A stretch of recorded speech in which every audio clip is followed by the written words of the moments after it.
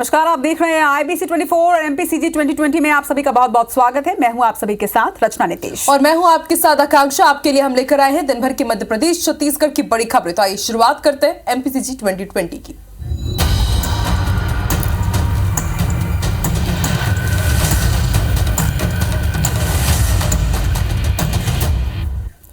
और बुलेटिन की शुरुआत करेंगे छत्तीसगढ़ के भिलाई से बड़ी खबर के साथ, जहां दुबई में फैशन शो के नाम पर ठगी की गई है। 40 महिलाओं से करीब 18 लाख रुपए ऐंठे गए हैं। छत्तीसगढ़, उड़ीसा, झारखंड की महिलाओं के साथ ही ठगी हुई है। बताया जा रहा है कि राजस्थान के विजय जैन के खिलाफ इस पूरे मामले में FIR भी दर्ज कर दी गई है। 10 महीनों से लगातार शो को आरोपी टालता जा रहा था और महिलाओं से इस शो के नाम पर पैसे लिए गए थे। आरोपी ने दुबई में शो करवाने का महिलाओं से वादा किया था। बट्टी थाना पुलिस ने जांच के बाद FIR अब दर्ज कर लिया है। छत्तीसगढ़, उड़ीसा और झारखंड की महिलाओं से ठगी की वारदात को अंजाम दिया गया है। तस्वीर जिस व्यक्ति की आप देख रहे हैं, यही वो आरोपी है। खबर पर ज्यादा जानकारी के साथ हमारी सहयोगी कोमल हमारे साथ जुड़ी हुई हैं। कोमल, पूरी अपडेट दीजिएगा। जी, इस पूरे मामले में फैशन शो लगातार हो रहे हैं और महिलाएं काफी बढ़ चढ़ कर हिस्सा लेती हैं। और JK फाउंडेशन जो भिलाई की एक संस्था है, महिला जया रेड्डी जो प्रार्थी है, वो लगातार कई वर्षों से फैशन शो कराते आ रही है। और उनको इस व्यक्ति ने झांसे में लिया और ये कहा कि दुबई में हम इंटरनेशनल शो कराएंगे। महिलाओं को तैयार किया और हर महिला से 45,000 रुपए प्रति महिला पैसे जमा कराए गए। और ये जो बात है मई 2022 की है। 2022 से पैसे जमा करने शुरू हुए, जुलाई तक महिलाओं ने पैसे भी जमा किए, लेकिन जब शो करने की बात है तो लगातार वो टाल मटोल करता रहा।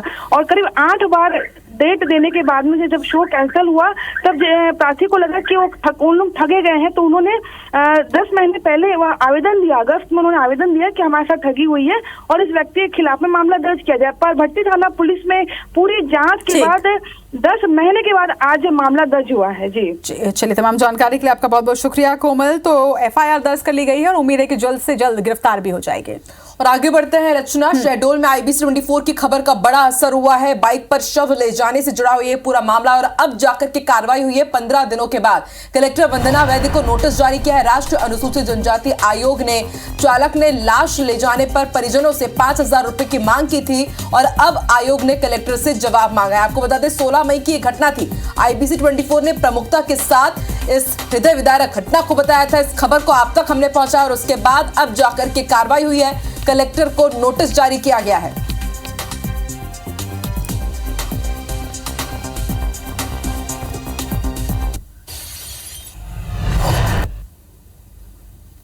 और अब खबरें विस्तार से। रायगढ़ में 3 दिवसीय राष्ट्रीय रामायण महोत्सव गुरुवार से शुरू होने जा रहा है। आयोजन के लिए 60,000 स्क्वायर फीट में एयर कंडीशन पंडाल बनाए गए हैं, जिसमें तकरीबन 10,000 लोगों के बैठने की व्यवस्था होगी। वहीं कल दोपहर 3 बजे CM भूपेश बघेल रामायण महोत्सव का उद्घाटन करेंगे। सुरक्षा के मद्देनजर पुलिस ने चाक चौबंद व्यवस्था कर ली है। शहर में दोपहर 1 बजे से रात 11 बजे तक भारी वाहनों की एंट्री प्रतिबंधित है। वहीं पुलिस की टीम CCTV कैमरे से पूरे शहर की मॉनिटरिंग करेगी।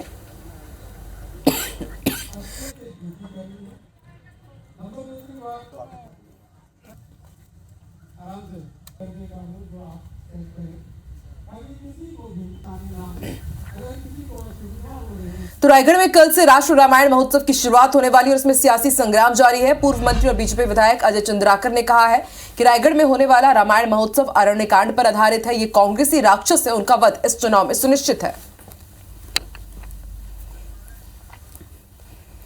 वहीं पूर्व मंत्री अजय चंद्राकर के इस बयान पर कांग्रेस ने भी कड़ी प्रतिक्रिया दी है। कांग्रेस के संचार प्रमुख शिशिरानंद शुक्ला का कहना है कि RSS और BJP के संस्कार राक्षसी प्रवृत्ति के हैं। अजय चंद्राकर उसी परिवेश में पले बड़े हैं। CM भूपेश बघेल राम परिपथ का निर्माण करवा रहे हैं, जिससे उन्हें पीड़ा हो रही है।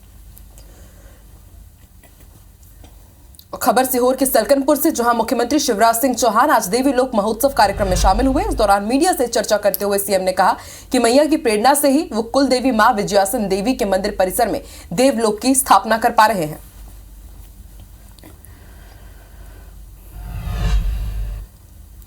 दमोह के प्राइवेट स्कूल में हिंदू लड़कियों को हिजाब पहनाने के मामले में स्कूल शिक्षा मंत्री इंदर सिंह परमार ने IBC 24 से एक्सक्लूसिव बातचीत की और यह माना कि प्राइवेट स्कूलों के ड्रेस कोड के लिए मध्य प्रदेश में कोई नियम नहीं है, यानी प्राइवेट स्कूल ड्रेस कोड को लेकर सरकार के नियंत्रण से बाहर है। साथ ही परमार ने कहा कि अगर लड़कियों के पेरेंट्स लिखित में आपत्ति करेंगे तो विभाग दमोह के गंगा जमुना स्कूल पर कार्रवाई करेगा। ओम माथुर बस्तर के दौरे पर हैं। आज कांकेर और जगदलपुर वो पहुंचे, जहां पर कार्यकर्ताओं से उन्होंने मुलाकात की। वहीं आगामी विधानसभा चुनाव की स्ट्रैटेजी पर भी चर्चा हुई है। ओम माथुर ने कई मुद्दों पर अपनी बात को रखा।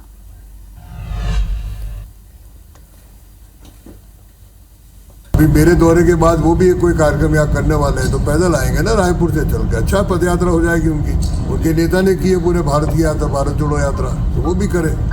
ये कोई विषय नहीं होता है। किसी को कहीं जाने का अधिकार है, उनका मन लगा जब तक यहाँ रहे, उनका मन लगा वहाँ बड़ा गया तो वहाँ जाए। चुनाव कैसे जीते जाना, नीचे तक क्या क्या व्यवस्था करना, उसका अभी से 4 महीने पहले मैं बता रहा हूँ। मुश्किल फेज नहीं आ रही है।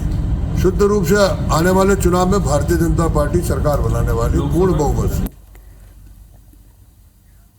तो बीजेपी की ही तरह कांग्रेस भी बस्तर में 2 जून को बड़ा सम्मेलन करने जा रही है और इस सम्मेलन में कांग्रेस के प्रदेश प्रभारी कुमारी सैलजा, सीएम भूपेश बघेल समेत कांग्रेस के तमाम दिग्गज नेता शामिल होंगे। वहीं ओम माथुर के बस्तर दौरे पर मंत्री कवासी लखमा ने तंज भी कसा।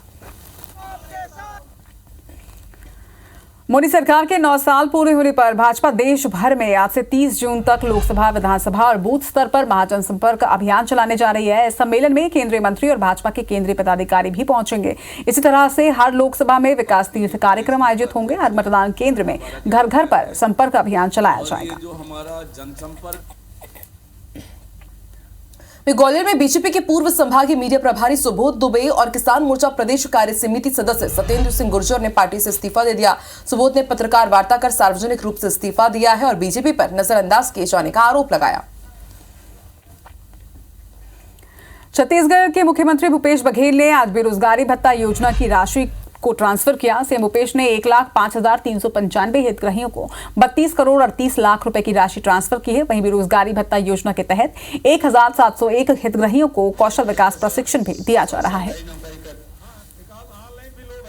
नेपाल के प्रधानमंत्री पुष्पकमल दहल प्रचंड आगामी 2 और 3 जून को मध्य प्रदेश आ रहे हैं। मुख्यमंत्री चौहान उनकी अगवानी करेंगे। नेपाल के पीएम 2 दिन इंदौर में रहेंगे। प्रधानमंत्री के साथ 57 डेलीगेट्स भी इंदौर आएंगे और इंदौर के ब्रिलियंट कन्वेंशन सेंटर में नेपाल के प्रधानमंत्री और सीएम शिवराज सिंह चौहान के साथ मुलाकात करेंगे। 1 जून को मध्य प्रदेश की राजधानी और तालों के शहर भोपाल का स्थापना दिवस मनाया जाएगा। इस अवसर पर भोपाल में भव्य आयोजन की तैयारियां हो रही हैं। कार्यक्रम में प्लेबैक सिंगर श्रेया घोषाल अपनी प्रस्तुति देंगी। साथ ही शहर में शोभा यात्रा, प्रदर्शनी, handicraft Mela, water and adventure sports के साथ साथ सांस्कृतिक कार्यक्रमों का आयोजन किया जाएगा। अगली खबर अंबिकापुर से, जहां बीजेवाईएम कार्यकर्ताओं ने जोरदार प्रदर्शन किया। कार्यकर्ता कलेक्टर का घेराव करने निकले थे। इस दौरान भारतीय जनता युवा मोर्चा कार्यकर्ताओं के साथ पुलिस की झड़प हुई। प्रदर्शनकारियों ने बैरिकेड्स भी तोड़े, जिसके बाद पुलिस प्रशासन ने प्रदर्शनकारियों पर वाटर कैनन का इस्तेमाल किया।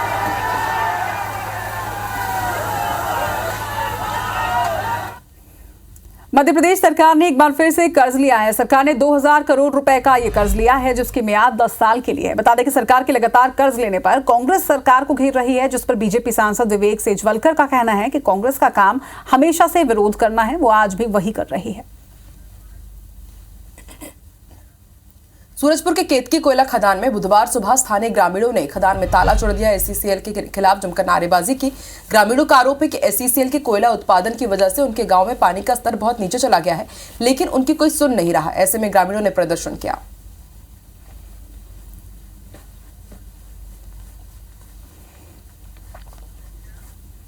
मध्य प्रदेश वक्फ बोर्ड ने औकाफ शाही के प्रबंधनकर्ता सबा सुल्तान को एक बार फिर से नोटिस भेजा है। सबा सुल्तान को ये तीसरा नोटिस है। बोर्ड के अध्यक्ष सनवर पटेल ने भेजे नोटिस में सबा से पूछा है कि भोपाल रियासत के हज यात्रियों को इस हज में धर्मशाला की सुविधा मिलेगी या फिर नहीं, और उसका 3 दिन में जवाब देने की बात कही गई है।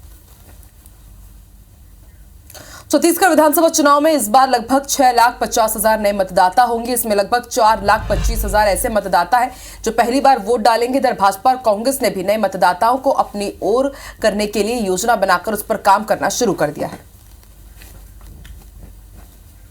और आइए अब सीधे रुक करते हैं इंदौर का। इंदौर गौरव दिवस कार्यक्रम में सीएम शिवराज सिंह चौहान मौजूद है। नेहरू स्टेडियम में ये कार्यक्रम हो रहा है, जहां सीएम शिवराज सिंह चौहान जनता को संबोधित कर रहे हैं। हमारी बहन संस्कृति मंत्री उषा ठाकुर जी, जल संसाधन मंत्री वही तुलसी सिलावट जी, हमारे सांसद आदरणीय शंकर लाल जी, शंकर ललवानी जी, बेटी राज्यसभा की सांसद है कविता पाटीदार जी, महापौर हमारे आदरणीय पुष्पमित्र भार्गव जी, महेंद्र जी, रमेश जी, श्रीमती मालिनी गौड़ जी, आकाश जी, जयपाल सिंह चावड़ा जी, सावन जी, सभी वरिष्ठगण, देश का लगातार 6वीं बार स्वच्छ शहर है इंदौर। पहला वाटर प्लस शहर है Indore. Bin free, litter free, dust free, अपना प्यारा इंदौर। एशिया का सबसे बड़ा गोवर्धन प्लांट का शहर इंदौर। कचरों के पहाड़ों को सुंदर बाग बगीचों में बदल देने वाला अपना इंदौर। अपने खान पान की दुनिया में अलग पहचान रखने वाला हमारा इंदौर। पूरा जहान एक तरफ और इंदौर का खान पान एक तरफ। भारत की IT city Indore, hi tech city Indore, Madhya Pradesh की मेट्रो सिटी इंदौर, लाखों लोगों के सपनों का शहर है इंदौर। मध्य प्रदेश की व्यावसायिक राजधानी है Indore. Pharma, startup, logistic, automobile और टेक्सटाइल का हब है इंदौर। दानदाताओं और समाज सेवियों का शहर है इंदौर। जन भागीदारी का जीता जाता उदाहरण है इंदौर। एक बार जो ठान ले वो करके दिखा देता है इंदौर। उत्सव प्रेमी, कला प्रेमी, संस्कृति प्रेमी, मालवा का मुकुट मणि है इंदौर और मध्य प्रदेश का गौरव है इंदौर। इसलिए इंदौर को प्रणाम और इंदौर की जनता को प्रणाम। मेरे प्रिय बहनों और भाइयों, मैं आप सबको बधाई देता हूं। गौरव दिवस को सही स्पिरिट में मनाने का फैसला किया तो इंदौर ने किया और 7 दिन से लगातार समाज के सहयोग से यहाँ अलग अलग कार्यक्रमों का आयोजन हो रहा है। इंदौर सपनों का शहर है, सपनों को साकार करने का शहर है। इंदौर संकल्प को सिद्धि में बदलने वाला शहर है और इसलिए इंदौरियत को एक बार फिर से प्रणाम। हमने देखा जल संरक्षण, खेलकूद की प्रतियोगिताएं, महिला सशक्तिकरण, कला, साहित्य, संगीत, ट्रेडिंग, व्यवसायिक, औद्योगिक सशक्तिकरण, स्टार्टअप और आईटी सेक्टर से जुड़े कार्यक्रम, इंदौर नगर की भव्यता, कला और संस्कृति का महाआयोजन, ये सब कुछ यहाँ हुआ है। लेकिन 2-3 चीजें मैं केवल आज इस अवसर पर कहूंगा। एक, हम जिस स्टेडियम में बैठे हैं वो केवल इंदौर नहीं, मध्य प्रदेश की पहचान है। लेकिन कई बरस हो गए इस स्टेडियम को, अब इसके नव निर्माण और जीर्णोद्धार की आवश्यकता है। बोले है कि नहीं? अरे पूरा इंदौर बोले है कि नहीं? तो इस दिशा में हम कदम उठाएंगे कि यहाँ अंतरराष्ट्रीय स्तर का भव्य स्टेडियम बनके तैयार हो जाए जो इंदौर की अलग पहचान स्थापित करे। अभी इंक्यूबेशन सेंटर का यहाँ लोकार्पण हुआ है। इंक्यूबेशन सेंटर के साथ साथ स्टार्टअप पार्क हमारा आईडीएफ बना रहा है। नगर निगम अपने अनेकों कामों को प्रारंभ कर रहा है। लेकिन एक अपील मेरी, जो केवल इंदौर ही कर सकता है और कोई नहीं कर सकता, कि हम संकल्प ले सकते हैं कि इंदौर को सोलर सिटी बनाएंगे। मैं पूरे इंदौर की एक साथ बात नहीं करता। मेयर साहब यहाँ बैठे, हमारे सारे वरिष्ठ नेता बैठे, एक वार्ड, एक मोहल्ला, एक इलाका पूरा का पूरा सोलर करके इंदौर दिखा दे तो पूरे हिंदुस्तान को राह दिखा देगा। इंदौर क्लीन एनर्जी, पर्यावरण को बचाने के लिए अत्यंत आवश्यक है, ये हम सब जानते हैं। और एक बात और जिसका जिक्र कैलाश जी ने किया है, हमारी संस्कृति, हमारे जीवन मूल्य, हमारी परंपराओं को आगे बढ़ाने वाला ये शहर इंदौर। अगर कहीं युवा पीढ़ी में कुछ लोग, मैं सबकी बात नहीं करता, दिग्भ्रमित होते हैं तो उनको संभालने की भी जरूरत है, उनको सही राह पर लाने की भी जरूरत है। और अब रुक करते हैं पखाजूर से मिल रही बड़ी खबर का। पखांजूर डैम से पानी बहाने के मामले में अब बड़ा एक्शन लिया गया है। प्रशासन ने 3 अधिकारियों पर एफआईआर दर्ज करवाई है। आपको बता दें कि फूड इंस्पेक्टर, एसडीओ और सब इंजीनियर पर ये एफआईआर करवाई गई है। पखांजूर थाने में मामला दर्ज कर लिया गया है। तो पखांजूर मामले में अब ये बड़ा एक्शन लिया गया है। आपको बता दें कि डैम से पानी बहाने के मामले में ये बड़ी कार्रवाई की गई है। प्रशासन ने 3 अधिकारियों पर एफआईआर दर्ज हुई है। अमिताभ भट्टाचार्य हमारे पखांजूर सहयोगी इस वक्त हमारे साथ जुड़ गए हैं। अमिताभ, किस तरह से पूरा एक्शन अब लिया जाएगा, क्योंकि एक बड़ा एक्शन यहाँ पर लिया जा रहा है। 3 लोगों पर एफआईआर दर्ज करने की बात कही जा रही है। देखिए, आपको बता दूं कि खरकट्टा जलाशय से जो पानी इन लोग ये बहा दिए हैं, उसमें 3 लोगों के इसमें एफआईआर किया गया है। एसडीओ धीवर, फूड इंस्पेक्टर राजेश विश्वास और उसके साथ एक सब इंजीनियर भी नापे गए हैं। उनको धारा 430 के तहत अभी एफआईआर किया गया है पखांजूर थाने में। आगे जो कार्रवाई होगा ये कल ही पता चल पाएगा कि उनके ऊपर क्या कर रहे हैं, उनको अरेस्ट कर रहे हैं और कुछ उनके ऊपर दूसरे कोई कार्रवाई हो रहा है। जी चलिए, खबर पर नजर बनाकर रखिएगा। तमाम जानकारी के लिए आपका बहुत बहुत शुक्रिया।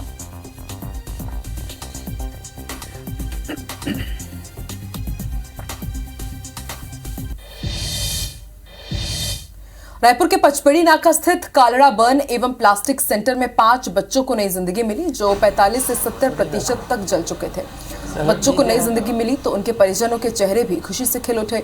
मामले में कालड़ा प्लास्टिक कॉस्मेटिक सर्जरी एवं बर्न सेंटर के संचालक और प्रसिद्ध सर्जन डॉक्टर सुनील काड़ेला ने कहा है कि 10 वर्षीय प्रियांशु प्रधान, जो दिवाली के समय में पटाखे जलाते हुए झुलस गया था, कालड़ा अस्पताल में भर्ती कराया गया, जहां 3 महीने तक उसका इलाज चला और अब वो खतरे से बाहर आ चुका है। इसी तरह 10 वर्षीय भाव्य श्रीवास, जो परफ्यूम स्प्रे को माचिस के साथ खेल रहा था, ऐसा करते हुए 30 से 40% तक उसकी छाती जल गई।